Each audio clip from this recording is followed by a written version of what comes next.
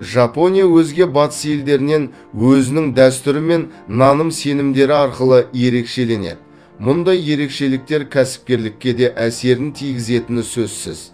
Жапонияда шығатын кейбір тауарлар мен кәсіп түрлері шетелдіктерді таңғалдырып жатады. Бірақ бұл жапондық бизнес идеяны өз нарығыңызда қолдануға болмайды дегенді білдірмейді.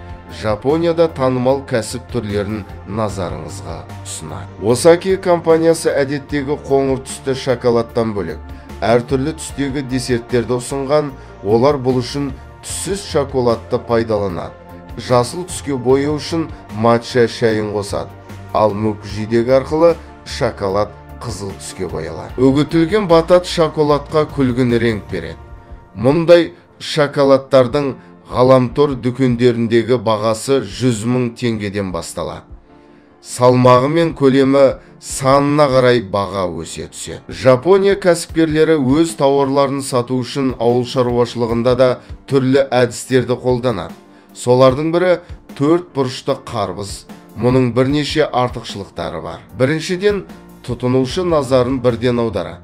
Екіншіден, қарбызды тасымалдау кезінде домалап кетпейді және бос орынның барлығын толтырып тұрады. Қарбызды өсіру үшін қандай да бір биологиялық және генетикалық тәсілдер қажет емес. Жидекті белгілі өсу мерзімінде қалың 4 бұрышты ыдысқа салып қояды. Бұл оның дәмі мен түсінің өзгеруіне еш әсер етпейді. Табиғатты қорғау Жапониядағы басты мәселелердің бірі.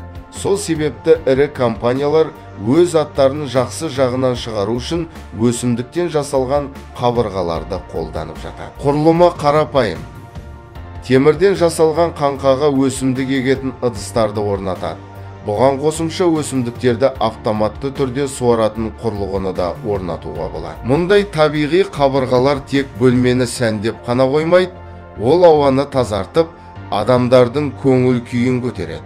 Өсімдіктен жасалған қабырғаларды көбіне ірі компаниялар, сауда үйлері, мейрамханалар сатып алады. Nendo компаниясы жиналмалы жиһаздың жаңа түрін ұсынды. Бұрын тұтынушылар жиһазды құрау үшін бірнеше құрылғыларды қолданатын. Ал бұл жиһазға қалтаңыздағы тиын жеткілікті. Жиһаз бөліктері арнайы бекіткіш арқылы біріктіріледі. Тиынның көмегімен бекіткішті 90 градусқа бұру қажет. Жиһаз тек бір қалыпта ғана жиналмайды. Түрлі комбинацияны қолдана отырып, жиһаз формасында өзгерте аласыз. Шығарушылардың айтуы бойынша, мұндай жиһаздарды шағын офистер қолданады. Себебі көлемі шағын әрі кез келген қалыпқа келе алады.